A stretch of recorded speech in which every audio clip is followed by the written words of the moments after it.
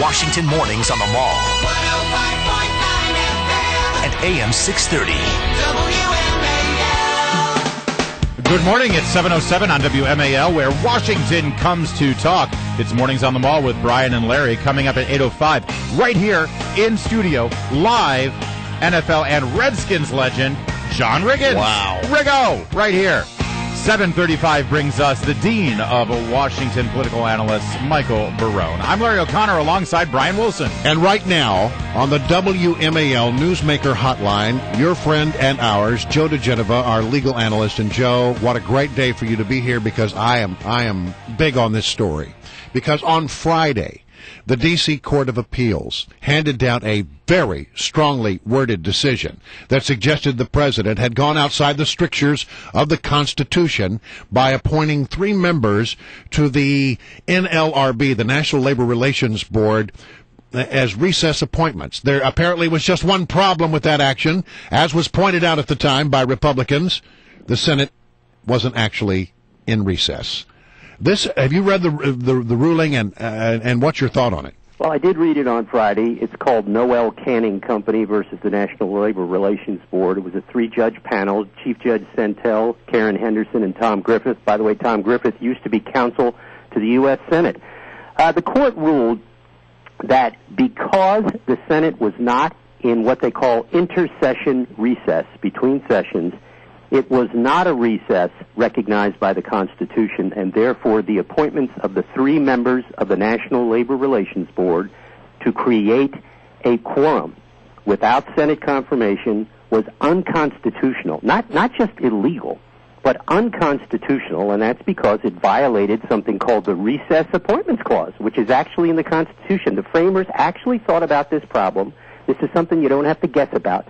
There's a specific clause, Article 2, Section 2, Clause 3, describes exactly how a recess appointment has to be made. But you got to agree, though, that ruling from the D.C. Court of Appeals was pretty strong stuff. Oh, well, if you compare it with the 3 other circuits that have ruled on this subject since 2004, the 11th, 9th, and 2nd circuits have ruled the other way. This analysis by the D.C. Circuit, Federal Appeals Court, is absolutely superb. I mean, it clearly trounces the analysis from the other 3 circuits. This is a big ruling. This trumps the president. It also creates chaos for the National Labor Relations Board, which is a very good thing, because it means that every action that they took from January the 4th of 2012, when they were appointed in recess, are all legally void from the moment they were appointed. Nothing that they did matters. It's all illegal. And that means that everyone who has a complaint with the NLRB or has a labor agreement that was approved by them or some ruling can now move to have it set aside as a matter of law. This is a big deal, and it strips from the president a phenomenal abuse of power that he has been wielding without any objection from the Senate Democrats. Now, Joe DiGenova, I recall some recess appointments in Republican administrations. Most memorably was John Bolton as ambassador to the United Nations. The White House says that this actually is in contradiction to 150 years of precedence and practice by Democrats and Republican administrations. How are they wrong? I mean, in all of those appointments, the Senate was actually in recess, and that's because there's something called a sine die adjournment, where the leader announces that they're going to do sine die adjournment. They have to actually adjourn. They have to go out of session before they start a new one. In all the cases that the Democrats and the White House are citing, the Senate was never out of session, so that the appointments were absolutely legal.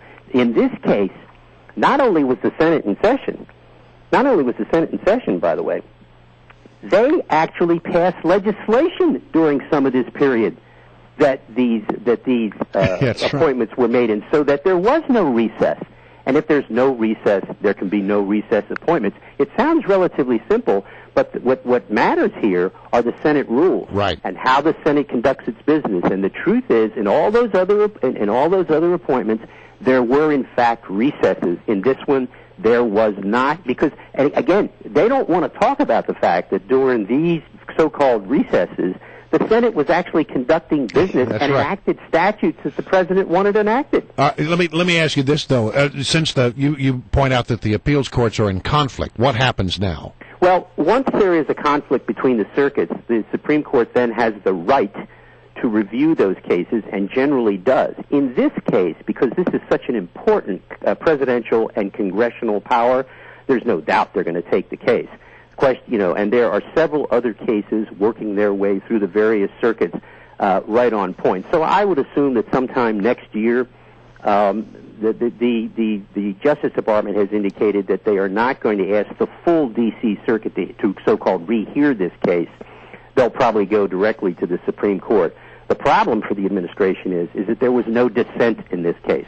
All three judges agreed, and so they're left with a very bad record. And as far as the Supreme Court is concerned, I think they actually have to take this case. They're not going to be able to say, we'll just let it stand, because what it means is you'll have, in one circuit, they'll say this is legal, and in another circuit, they'll say it's unconstitutional. You just can't have that state of affairs in a democracy like ours where the Constitution is so important. And recess appointments have become a way of doing business.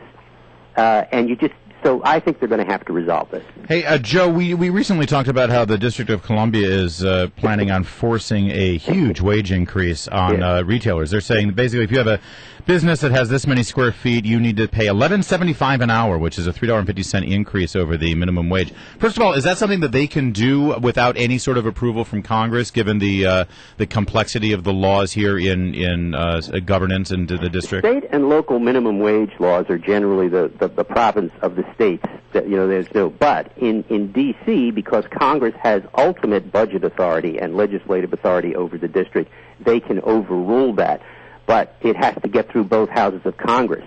And with the Democrats in control of the Senate, I think the likelihood of them overturning a huge increase in the minimum wage is unlikely. So whatever they would do would go into effect. I mean, this is designed to hit Costco and Walmart. And unfortunately, it's going to hit people like Giant and Safeway. And obviously the people running the district have a very, very corrupt view of the economic system and how it works, and they just look at the way the government's functioning. Is there any legal recourse, though, where they can say, you're discriminating against us because of the size of our business?